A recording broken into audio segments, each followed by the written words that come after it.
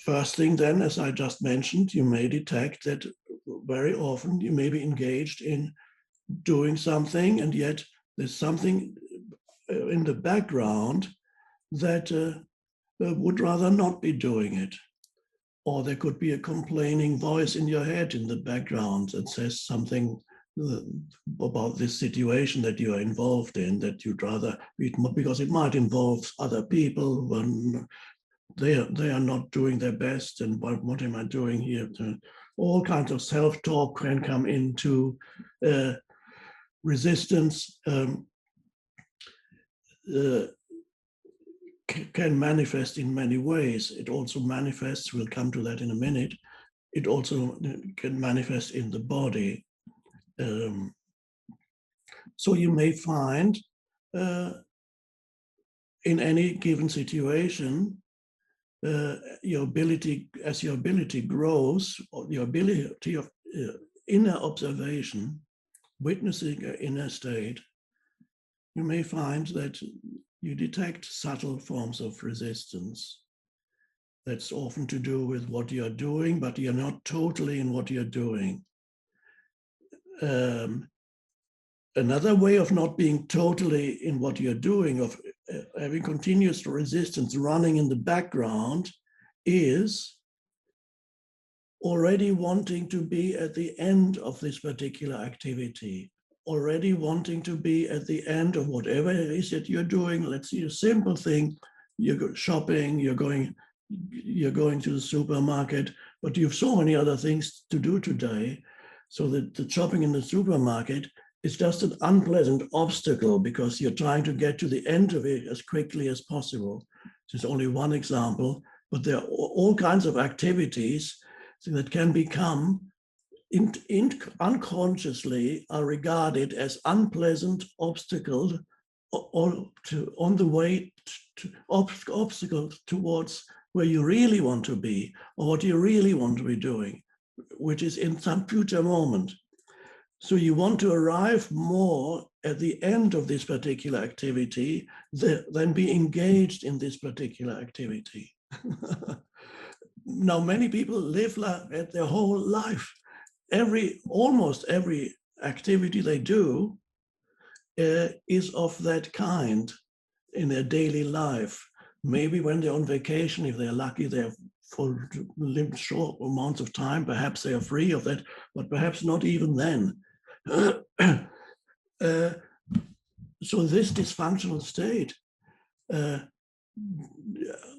greatly diminishes what we could call the quality of your life, the quality of the present moment, because your life is the present moment.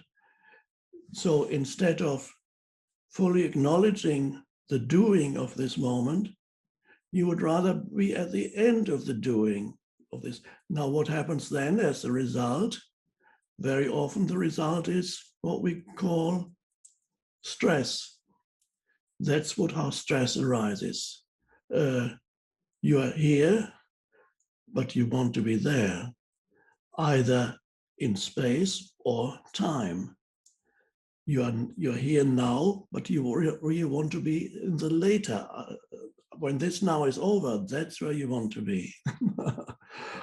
Or you're here physically, but you'd rather want to be somewhere else physically. You're doing your shopping, but you'd rather be at home. But when you're at home, something else arises where you would rather be, or what you would rather be doing, because then you're preparing your dinner, but you would rather be already done with it and finally be able to relax. And when you're finally able to relax, some thoughts arise about what's going to happen tomorrow. Problematic things. Never really aligned with the present moment. These are normal ways of living, and they're not usually recognized as dysfunctional because almost everybody lives like that. When you watch movies, that's how they all live, with some exceptions, and the exception being, of course, humans who are beginning to awaken or are awakening or awake, whatever. You begin to live in a way that is more harmonious, more and more aligned with the isness of the present moment. And that is not to resist the isness of the present moment, what arises in the present moment. So ultimately, since the present moment is all there ever is, since your entire life unfolds in and as the present moment, so therefore, when you resist the present moment, you are living in an antagonistic relationship with life. That is,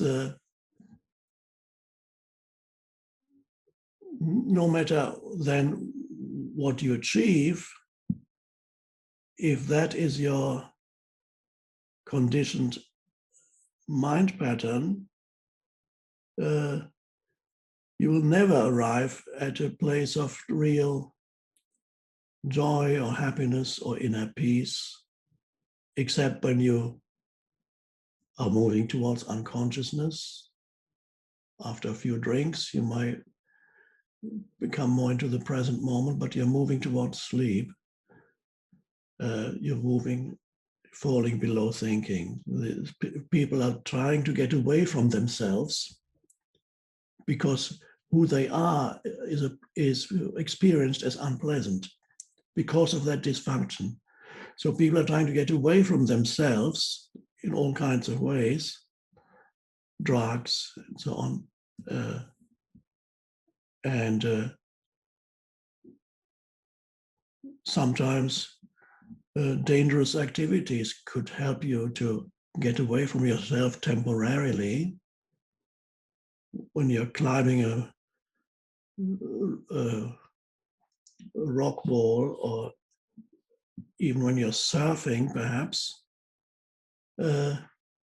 you can't be thinking about your problems, and you won't be then, and you can't be in a state of resistance. You have to be fully there. Otherwise, you'll not succeed in whatever activity it is. You have to be fully there. They have to be free of yourself, the resistant self, the egoic self. So that can temporarily free you too. But then once the activity is over, you go back into your normal resistant state. And then you have to do it again. And then people then say, well, these people are addicted to the adrenaline rush they get when they're engaged in these activities, which is a physical thing that happens in the body. But there's more to it than that. They are free of themselves for that. There's only the presence, there's no longer the person. The person cannot be there. The person ultimately survives, the personal sense of self in the absence of awareness.